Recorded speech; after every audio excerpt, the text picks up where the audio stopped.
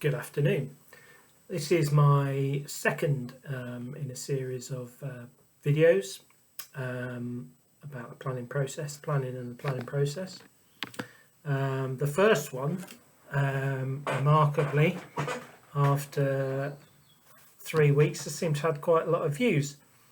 Not all of them have been me, which was quite surprising. So I thought maybe it's worth actually making another one. So what I have realised, however, is they need to be a lot shorter because people tend to cut off completely at about 3 minutes or before. So maybe if I stick to 3 or 4 minutes, that'll be the ideal. So this one is about the planning appeals process. What happens when you appeal a planning application? What process do we follow? Which route do we choose? So basically, there are 3 key types of appeal for a planning application in the English planning system. The first one is a written rep. That's the most or the least involved. It's the cheapest. It's not necessarily the quickest. In fact, I'm looking at the statistics to my side here, and written reps and hearings and inquiries are similar time that it takes the inspector to deal with them. But written reps, as it sounds, there's no formal hearing. Everything is done by the exchange of papers with the planning authority if I'm acting for the appellant. You set out a case, the planning authority sets out its case, why it refused the planning application, dealt with by a planning inspector on appeal. Some of the minor ones are being dealt with by officers of the planning inspectorate, not planning inspectors, and then they're being overseen by planning inspectors, and planning inspectors are actually signing them off. But the planning inspectorate, in a drive to recruit more people and deal with a higher volume of caseload, have they're not unqualified planning inspectors, but they're sort of lesser qualified planning inspectors or planning officers, should I say, and they're dealing with things like appeals. For example, we had one recently, an appeal against a refusal of a large veranda. It was particularly large, but a large veranda, and that was dealt with by a planning officer in the inspectorate and then signed off by a planning inspector. So that's written reps. Hearings is, as you would imagine, the next one up. So a hearing is an informal it's an informal way of dealing with an appeal.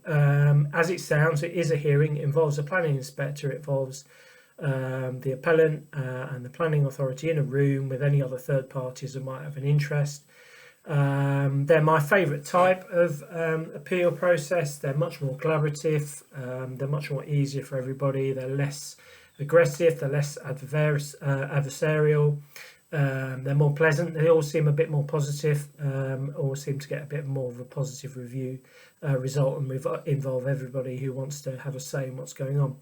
Sometimes an inspector will actually invite people up to the table to speak. I think on a hearing, everybody has a third party right to speak, and an inspector will usually try and involve anybody who really has something important to say.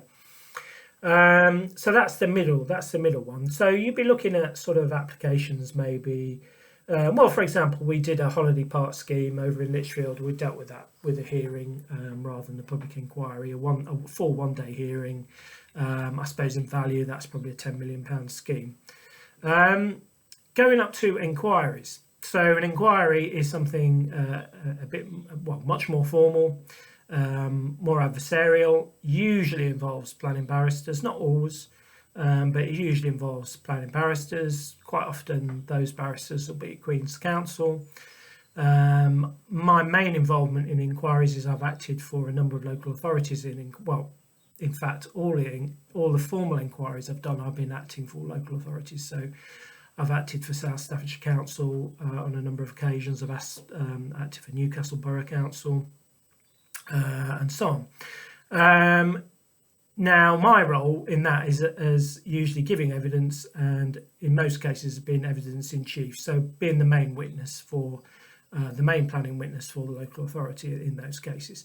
As I say, they're an adversarial approach. They're quite formal. They can last for a day. They can last for the longest one I've been involved with lasts for 8 days, where I appeared for 4 and the barrister appeared for 4 to save our clients some money. They are the most expensive route. And so what are these in terms of success? Are any routes more successful than others? So I thought I had to my side the success rate of appeals, but I don't. What I have is the number of weeks that it takes to for each process to take. But from memory, basically about 35% of all appeals dealt with by written reps are successful. It's slightly more for hearings, about 37, 38, 39%, changes a bit year on year, but it's round about that ballpark. Planning inquiries are about 40% success rate, and generally that's because if you're going for a planning inquiry, you're more certain that you've got a really good case because you're spending quite a bit of money. And sometimes they are planning inquiries where the local authorities rolled over a little bit and councillors have made a decision which went against officers' recommendation, and they reel somebody in like me, a planning consultant, on a day rate, and we just have to take the hit for the council and basically do the best we can, but we kind of on our own a little bit. And that's why appellants, in my view, generally have a more of a successful inquiry.